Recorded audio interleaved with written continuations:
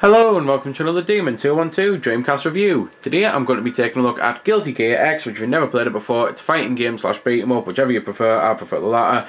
At the start here, it's full of pretty much a lot of self-explanatory stuff. You've got arcade versus training survival, which I'm on my own today, as with a lot of vids, so I'll just be sticking to arcade. But survival, for those who don't know, maybe you're just getting into fighting games, the whole point is you have to beat as many characters as you can without dying.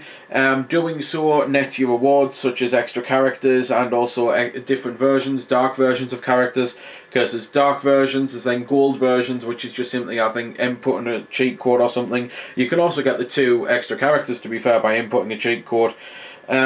You've then got recording, which is you get 15 seconds to beat the hell out of a computer doing nothing, and then you can save the replay. And I don't really know the reason it's there. Maybe it's for tacticians, maybe it's for just, maybe it was a bragging system, you know, like, look at what I can do in just 15 seconds to someone who just stands there like a plank of wood, you know. I don't know. Home page obviously was back when you could connect to online. On the Dreamcast, which now you pretty much can't. There's only like 1 or 2 games that are privately done. Option wise, you've got game options, which is the usual stuff: choose the difficulty, choose the timer, choose the rounds. You've got sound test, memory card ranking, they're all the same. You've got adjust settings, which is the TV screen position. You've got the key config, which can be fully customized depending on whether or not you use a fight stick or a gamepad. You know, you can use the 2 of them, and I personally prefer the fight stick every step of the way. But that's pretty much everything there is to say about the options. Gameplay wise, when you go into the menu, it's not the largest roster, but that's not a bad thing, because I personally prefer smaller rosters any day of the year, because it makes the balance better. I mean, overall you've got, I think, 5 there on the bottom, then another 3, so 8, then 10, then another 6, so 16. It's a quite modest size. I mean, it's Street Fighter 2 style size, back before they added the 17th of Akuma. And I just think it works better like that on fighters. But I know it also got a lot of people slating it, because it then means there's not a lot to do on one player. But it's one of those, it is a rare breed of fighter that has a lot to do for both one player and multiplayer, and sometimes the ones that have a lot to do on one player can backfire, because it then means one person gets so good at it by doing all this amazing stuff like adventure modes and that then the 2-player mode goes to hell because no one wants to play it with you. I know I always say, and I've even said it before in this vid, that fight sticks are better, but for this game it is definitely a necessity. It's the same as Marvel vs. Capcom 1. You cannot use the analog at all, and I think the D-pad on the Dreamcast controller is just terrible for fighting games. Gameplay wise though, it does play really well. I think it's a well balanced and good fighter. Granted, like I obviously only have one person to play it with, so pretty much most fighters are well balanced to me, because we don't exactly go out there and try to abuse tips and tricks. So for all I know, there could be a character that is so overpowered it's unbelievable, and we're just playing as them wrong. Which, at the end of the day, as long as we're happy with how it plays, I suppose that's the important thing, and it's the important thing for you, as long as you're happy with how it plays. It is standard beat 'em up fare though, and fighter fare. The whole point is kick the crap out of your opponent until they run out of energy. Do it all again for however many rounds you've set it to. You keep going through, you get to the end, you get the arcade clocking sequence, and that's pretty much that. Graphically, it looks fantastic. It's one of the best looking 2D games on the Dreamcast. Musically, it's a strong heavy metal soundtrack, and it sounds really good.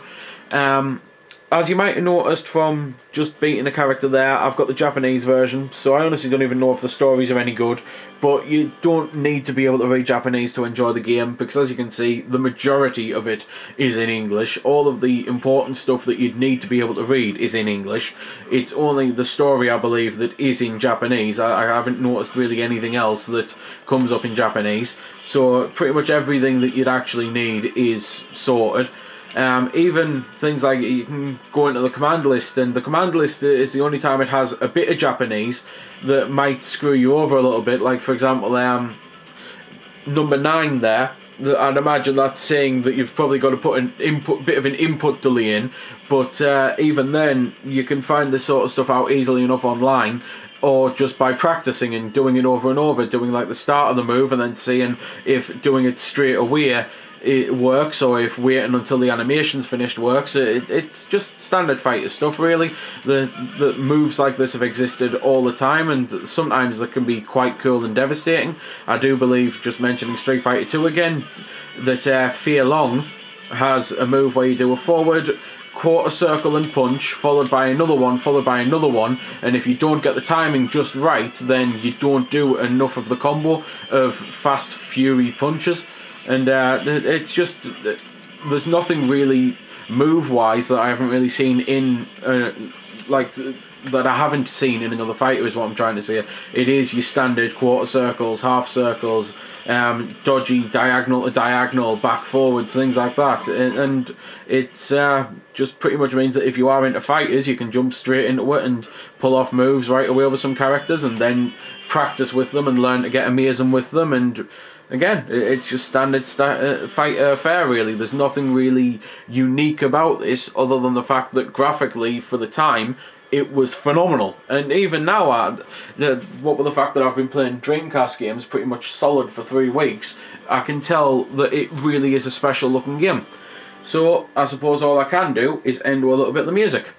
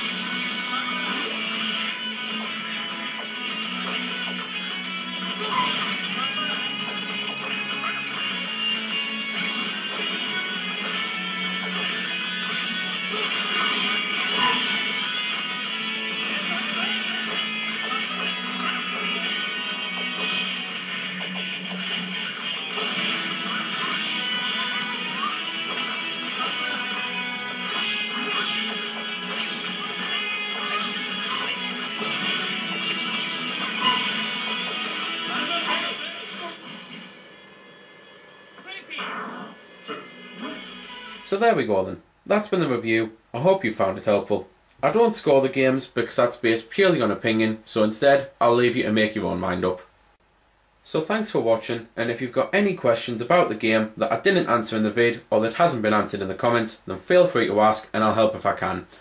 Also, if you did find it helpful, don't forget to check out my channel because there's plenty more like this up there, and don't forget to subscribe because there'll be plenty more to come as well. So until next time, this has been Demon212, signing off.